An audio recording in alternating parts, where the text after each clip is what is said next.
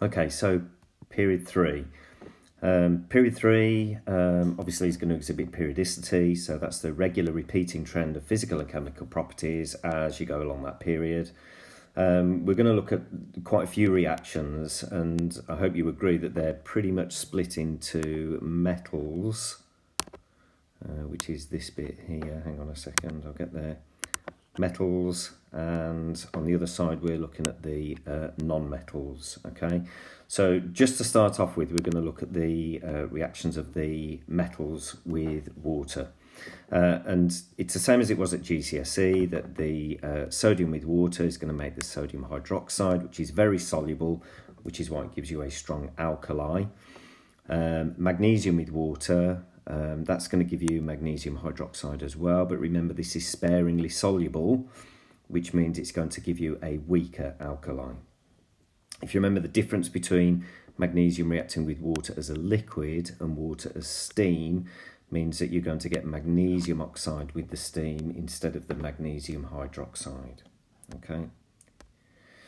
So when we look at the reactions then of the period 3 elements with oxygen, again, the metals here are literally just forming the oxide, remembering to get the formula right by balancing the charges on the metal ion and the oxide ion. So these literally just form the oxides: sodium oxide, magnesium oxide, and aluminium oxide. The others, as we move through here, so the rest of these here then are the non-metals. Silicon, when that reacts with oxygen, that's giving you silicon dioxide, which, if you remember, is that giant covalent structure or macromolecular structure that we have, with many strong covalent bonds between all of the atoms, which gives it a high melting and boiling point. However, when it comes to phosphorus and sulfur, there's a few bits here that you've got to learn. I'll start with the phosphorus. First of all, if you remember in group 7, phosphorus goes round in 4s, so we need to start with P4 over here. And when it reacts with oxygen, it makes P4O10, and you need to learn that too. Once you've got the P4 and the P4O10, you should be able to balance that with oxygen, hopefully, quite readily. Now, this is a very, very reactive element with oxygen, and it burns very, very quickly and gives a very bright white flame. When we're looking at sulfur, sulfur can form 2 oxides with oxygen. The first one is sulfur dioxide, where you've literally just added the oxygens here to the sulfur there, and that gives you SO2. And if you look at the videos on Moodle, you'll see that it gives a blue flame, but on top of that it does give a bit of a pungent smell as well. So S directly combining with oxygen gives SO2, but with a vanadium oxide catalyst and excess oxygen, we can form SO3 as well. So sulfur, this isn't actually balanced in here, so it should be 1.5 there. So sulfur with 1.5 oxygens will give you SO3. So these are basically the ones that you need to know and be able to learn here, really, that the oxides of phosphorus give P4O10, the oxides of sulfur can give SO2 or SO3, depending on whether they've got excess oxygen and a vanadium oxide catalyst.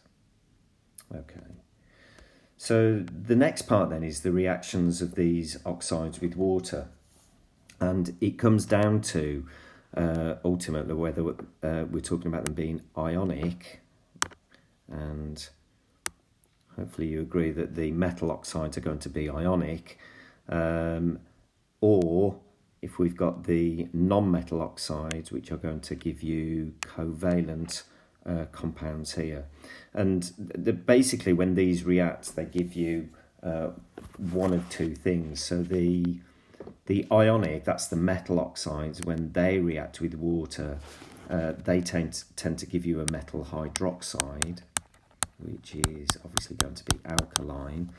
And then the non-metal ones here, when these react with water, they tend to give you acids. So metal oxides tend to give you hydroxides, non-metal oxides tend to give you acids, or to think of it another way, ionic oxides are going to give you hydroxides, or covalent oxides are going to give you the acids. So we're just going to have a look at those reactions. And we'll start with the metal oxide reacting with water. Let me just clear a little bit of this out of the way.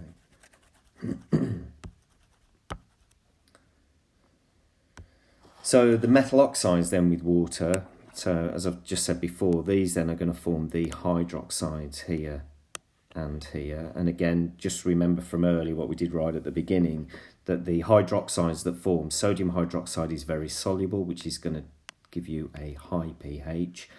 Magnesium hydroxide is sparingly soluble, so the pH that it forms is slightly lower. Again, nothing new here. This is stuff that you did at GCSE and certainly in Group 2 at A level. The non-metal oxides, or the covalent oxides, basically they form the acid. So remember that phosphorus oxide goes around as P4O10, and when it reacts with water it forms phosphoric acid, and it's ultimately just getting down to balancing it then with the correct amount of waters that we've got here. And remember, when these acids react with water to form phosphoric acid, it's then going to dissolve in the water, and as we know, strong acids, when they dissolve in water, dissociate, releasing hydrogen ions or protons, and the phosphate, which would then become part of the salt if it was reacting with something else. Looking at sulfur dioxide and sulfur trioxide, it literally is a direct combination. So SO2 plus H2O gives you H2SO3, which gives you sulfuric 4 acid. And of course, when this is reacted with the water, it then dissolves in the water, which then is going to dissociate, giving you the hydrogen ions and SO3 2 minus. This one doesn't dissolve or dissociate quite as much as sulfuric 6 acid, so this tends to be the weaker of the two that are formed. With SO3, just like with SO2, the SO3 directly combines with the water, so we get H2SO3 plus 1 is H2SO4. And that's sulfuric 4 acid, which again, when that has reacted with the water, it then dissolves, which then dissociates to give you the H plus and the SO4 2 minus.